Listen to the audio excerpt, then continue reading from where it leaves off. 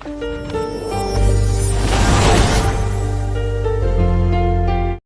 Astro vastu researcher हस्तरेखा डर से संजीव। आज की हमारी चर्चा का विषय वास्तुशास्त्र में माता लक्ष्मी की सदा आप कर कृपा रहे, वह आपके घर में वास करे और आप पर धन की बरसात करें।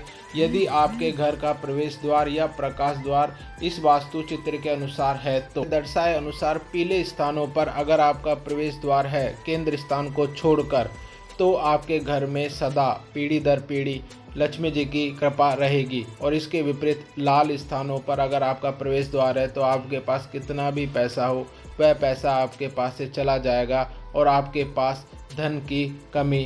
माता लक्ष्मी की कृपा धन के रूप में, समृद्धि के रूप में आपके पास सदा रहे, इसके लिए हम वास्तु में प्रवेश द्वार को अच्छी जगह निर्धारित करते हैं। इसमें धन आगमन का प्रवेश द्वार इस प्रकार होता है।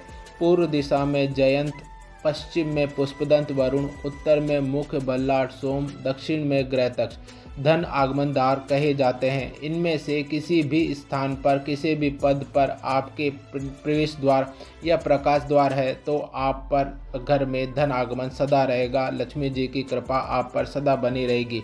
इसके विपरीत इन द्वारों में से एक भी द्वार नहीं होने पर आप ऋणी होंगे और आप पर पैसा चला जाएगा या आपके पास पैसा स्थिर नहीं रहेगा। दूसरा, ऋण द्वार।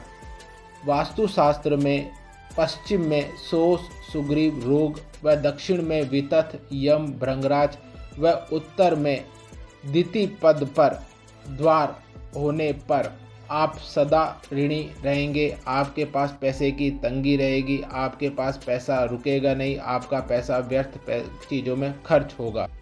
वायव्य कोण, यह घर में बदलाव, अस्थिरता का प्रतिनिधित्व करता है। अस्थिरता आपके धन की, मन की, वाणी की और गति की होगी, यह दर्शाता है। अगर व्यक्ति इस स्थान पर या इस दिशा के कोण में सोते हैं तो आपके घर से ध्यान व उच्चाटन होगा। आपके मन का अस्थिर होने से आपको व्यवसाय में हानि या घाटा होगा। अगर आपने इस स्थान पर अलमीरा रख रखी है तो आपके पास धन, जेवर, नकदी को आपको गिरवी रखना पड़ेगा।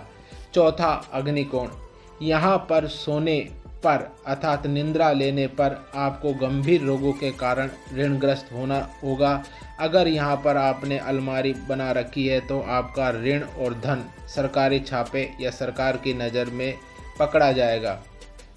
पांचवा, नैऋत्य कोण। यदि पश्चिम दिशा में आपने निर्माण कर रखा है और दक्षिण दिशा आपके निर्माण नहीं है अर्थात खाली है तो लक्ष्मी का आगमन तो अवश्य होगा, किंतु गृह स्वामी लक्ष्मी प्राप्ति के अनुसार सम्मान प्राप्त नहीं कर पाएगा। वह जिस समाज में रहता है या जिन ग्रुप के लोगों के साथ वह बैठते हैं या उनके साथ रहते हैं वहाँ पर उनको अपनी आज्ञा का पालन करवाना संभव नहीं होगा।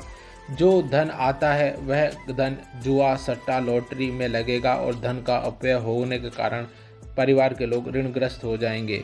अब हम यह जानेंगे कि घर में लक्ष्मी को नष्ट करने वाली वास्तु संरचनाएं कौन कौन सी होती हैं। पहला, उत्तर पूर्व ईशान कोण में भारी निर्माण व दक्षिण में हल्का निर्माण। दूसरा, ईशान कोण में शौचालय में सेप्टिक टैंक हो। तीसरा, दक्षिण पश्चिम खाली हो या हल्का हो। चौथा, मर्म स्थान या ब्रह्म स्थान दूषित हो। तब आपके घर में आप कितना ही पैसा कमा लें तो लक्ष्मी आपके पास नहीं रुकती है। में लक्ष्मी की स्थिरता के लिए और आगमन के लिए आप हर पूर्णिमा को घी का दीपक घर के केंद्र पर जलाएं। दूसरा, घर के प्रवेश द्वार या प्रकाश द्वार जो आपको मैंने चित्र में बताए हैं उन पर आप दीपक हर पूर्णिमा को प्रज्वलित जरूर करें, जिससे आपके धन का आगमन लगातार रहे। साथ में लक्ष्मी को नष्ट करने वाली वस्तुओं के उपाय करना सुनिश्चित करें। परमात्मा आप पर कृपा करे। धन्यवाद।